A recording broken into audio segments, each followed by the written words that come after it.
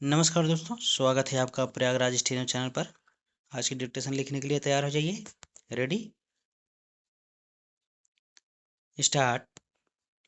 Petroleum मंत्रालय से जुड़ी संसदीय समिति ने ऊर्जा सुरक्षा की तैयारियों पर सवाल उठाते हुए यह सही कहा कि आपातकालीन स्थिति के लिए देश में कच्चे तेल की पर्याप्त भंडारण क्षमता नहीं है। समिति ने रणनीतिक भंडार बनाने के लिए कम बजट आवंटन की जो चर्चा की, उसे सरकार को गंभीरता से लेना होगा। तेल का रणनीतिक भंडार बनाने का काम किस तरह प्राथमिकता से बाहर है, इसका उदाहरण है बजटीय आवंटन के मुकाबले मामूली राशि का खर्च ऊर्जा सुरक्षा पर इसलिए तत्काल प्रभाव से ध्यान देना होगा क्योंकि हाल में पश्चिम एशिया में जो स्थिति बनी वह भविष्य में भी बन सकती है। भारत फिलहाल भले ही रूस से भरपूर तेल खरीदने में सक्षम हो, पर कुछ समय पहले तक अमेरिका इसके लिए दबाव बना रहा था कि वह रूसी तेल का आयात बंद करे। उसने ईरान से भी तेल खरीद पर प्रतिबंध लगा रखा है।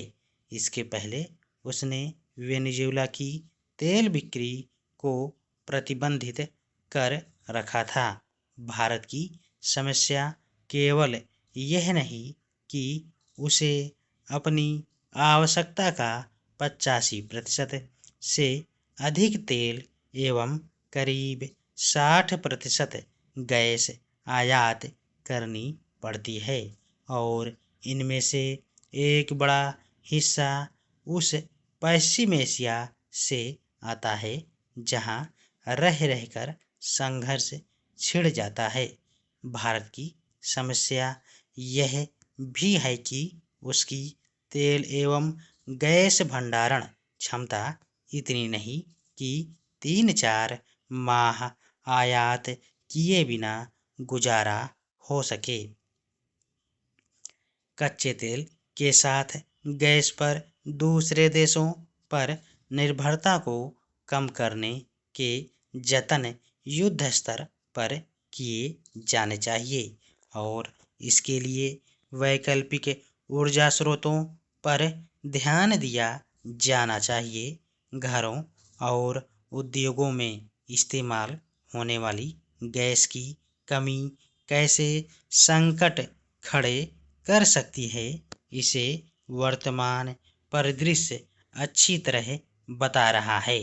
जरूरत केवल इसकी नहीं कि रसोई गैस सिलेंडर का इस्तेमाल कम से कम हो और घरों एवं कारखानों में पाइपलाइन से गैस की आपूर्ति हो। जरूरत इसकी भी है कि हर क्षेत्र में स्वच्छ ऊर्जा के विकल्पों का चलन बढ़े। यही समय है कि देश में सौर ऊर्जा, पवन ऊर्जा आदि के उत्पादन और उपयोग पर जोर दिया जाए। उन उपायों पर भी बल दिया जाना चाहिए जिससे इलेक्ट्रॉनिक वाहनों का चलन तेजी से बढ़े। अभी ऐसा इसलिए नहीं हो पा रहा है क्योंकि पर्याप्त चार्जिंग पॉइंट ही नहीं है। निसंदेह यह भी समय की मांग है कि खाना पकाने में बिजली का इस्तेमाल बढ़े।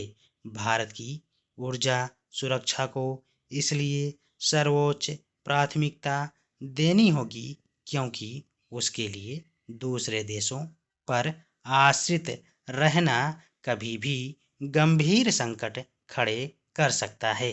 इससे संतुष्ट नहीं हुआ जा सकता कि ऊर्जा सुरक्षा संबंधी कई योजनाएं प्रस्तावित हैं, क्योंकि अपने यहाँ सौर ऊर्जा से लेकर परमाणु ऊर्जा संयंत्र लगाने की योजनाएं तो बन जाती हैं, लेकिन उन पर अमल बहुत धीरे होता है।